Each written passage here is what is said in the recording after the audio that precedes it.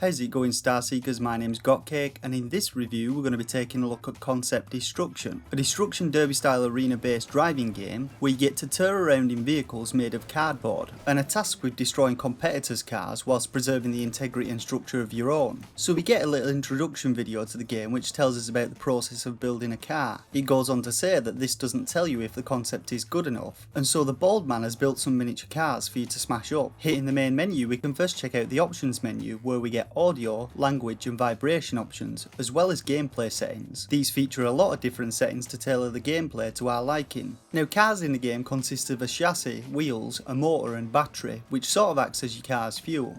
The battery consumption setting modifies how fast your battery runs out when driving normally or boosting. The resistance settings modify the damage multiplier for both you and your rivals, with a higher setting reducing the damage taken. The assist settings toggle auto rollover, which automatically flips you over if you roll upside down, and auto look back, which automatically faces the camera behind you when you reverse. And finally, the rules settings let you change the number of rivals you'll face and event duration, as well as disqualification settings, which I'll cover shortly.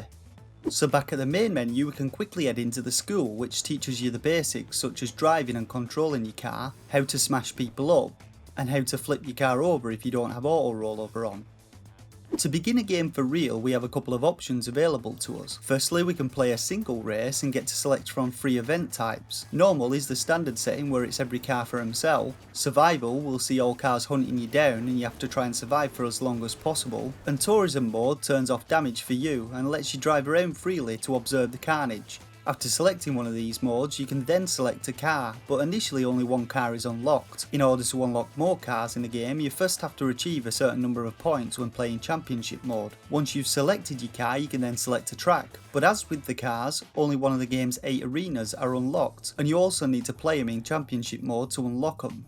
Now, the game does feature multiplayer mode, but I won't be covering it in this review since I've got no friends, so instead I'm going to be playing Championship mode. Heading into this mode, we get our selection of a single car and can pick between 3 colour schemes. I went with orange. We're then dropped into our first arena, which, like every other arena in the game, is constructed out of various cardboard structures situated on a drafter's table. This gives the game a bit of a Micro Machines vibe, and you'll find objects such as pens, books and empty pizza boxes scattered about the place in different arenas.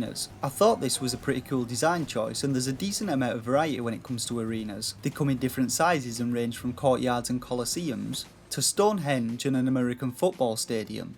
So as we get to smashing people, our HUD provides us with a few snippets of information. In the top left we can see how many points we've earned and our current place in this event. Top right shows the number of cars remaining and how many were personally wiped out. Bottom right shows our battery level, and finally bottom left shows our car's condition, including our vehicle structure, transmission and motor. Now, as mentioned before, the aim of the game is simple.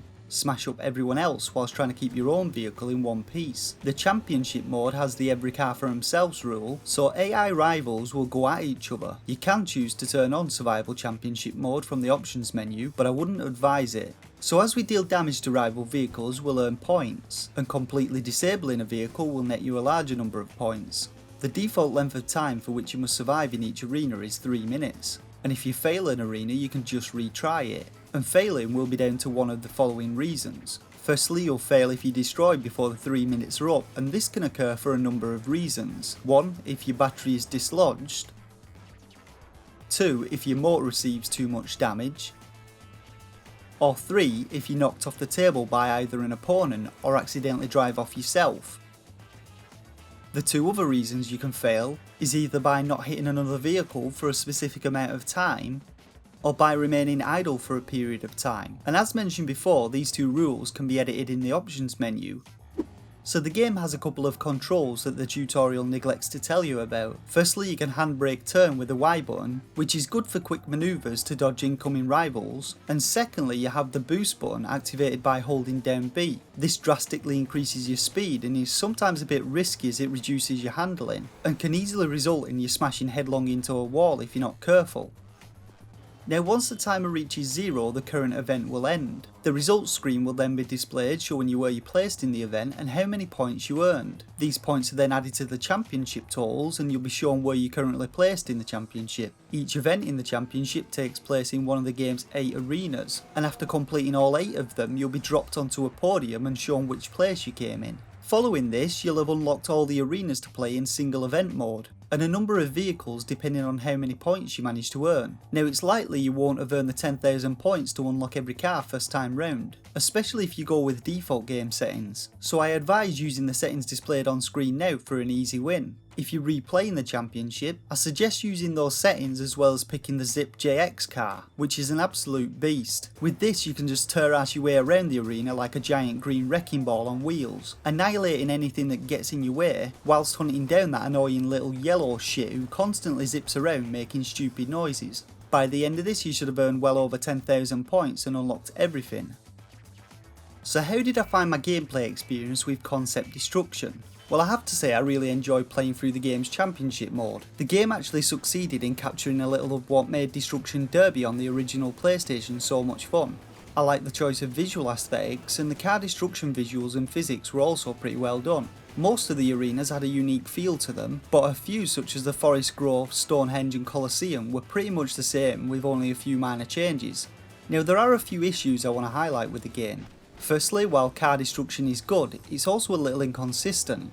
I often lost tyres after only minor bumps, damage taken and given to rivals was a little random, and colliding with disabled cars was especially painful. When playing with the Green Beast, I actually found I was getting destroyed much faster than with the first car, despite it having a lot more weight than the other cars.